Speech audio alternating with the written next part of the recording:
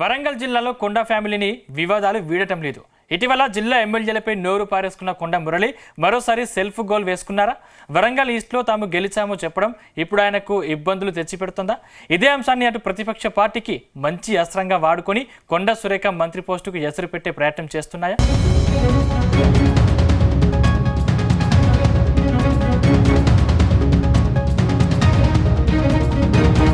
వరంగల్ జిల్లా కాంగ్రెస్ లో రాజకీయ వేడి చల్లారడం లేదు. మంత్రి కొండా సురేఖ ఫ్యామిలీ వర్సెస్ జిల్లా ఎమ్మెల్యేలుగా సీన్ మారిపోతోంది.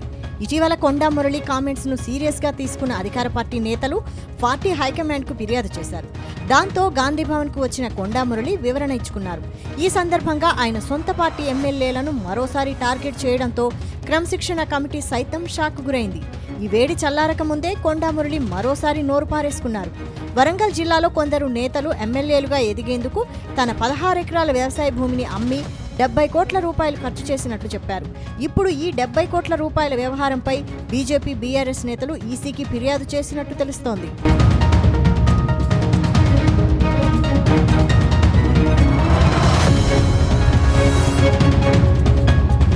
గత అసెంబ్లీ ఎన్నికల్లో వరంగల్ ఈస్ట్ నుంచి కొండా సురేఖ భారీ విజయం సాధించారు.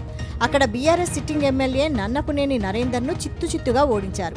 అయితే గత అసెంబ్లీ ఎన్నికల్లో 70 కోట్ల రూపాయలు ఖర్చు చేసినట్టు ఇటీవల కొండా మురళి చెప్పారు.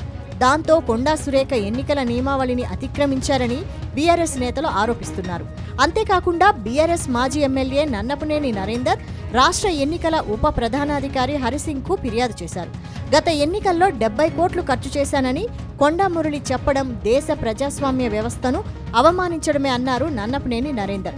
ఒక అభ్యర్థి ఇంత భారీ మొత్తంలో వ్యక్తిగతంగా ఖర్చు చేయడం ఎన్నికల నియమ నిబంధనలకు విరుద్ధమని ఫిర్యాదులో పేర్కొన్నట్టు సమాచారం. అంతేకాకుండా మంత్రి కొండా సురేఖపై అనర్హత వేటు వేయాలని డిమాండ్ చేశారు.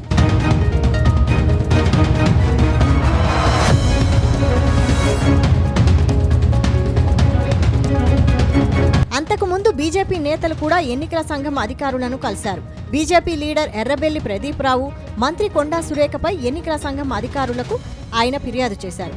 ఎన్నికల సమయంలో కొండా సురేఖ తప్పుడు అఫిడవిట్ సమర్పించారని ఫిర్యాదులో పేర్కొన్నారు. గత అసెంబ్లీ ఎన్నికల్లో కొండా సురేఖపై బీజేపీ అభ్యర్థిగా పోటీ చేసి ఓడిపోయారు ఎర్రబెల్లి ప్రదీప్ రావు. ఇటీవల కొండా మురళి 70 కోట్ల రూపాయలు ఖర్చు చేసినట్లు సంచలన కామెంట్స్ చేశారు. గత ఎన్నికల్లో తన 500 ఎకరాలలో ఉన్న 16 ఎకరాలు అమ్మేశానని వెల్లడించారు. నా రాజకీయ జీవితంలో ఉన్నత వర్గాలతో పోటీ, నాకు ఎవరు పైసలు ఇవ్వాల్సిన పని లేదు అంటూ కొండా మురళి వ్యాఖ్యానించారు. ఇక ఆయన వ్యాఖ్యల నేపథ్యంలోనే కొండా సురేఖ ఎన్నికపై ఎన్నికల సంఘానికి ఫిర్యాదు చేస్తున్నారు ప్రతిపక్ష పార్టీ నాయకులు.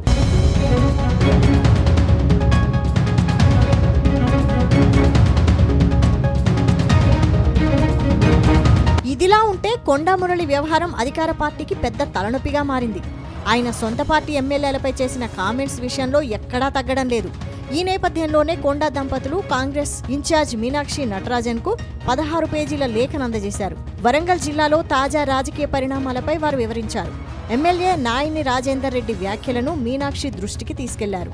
క్రమశిక్షణ కమిటీ పరిధిలో ఉన్న తనను రెచ్చగొడుతున్నారని ఫిర్యాదు చేశారు. తనకు తానుగా ఎవరి మీద కామెంట్ చేయనని, తనపై చేస్తే ఊరుకోను అని మరోసారి వార్నింగ్ ఇచ్చారు.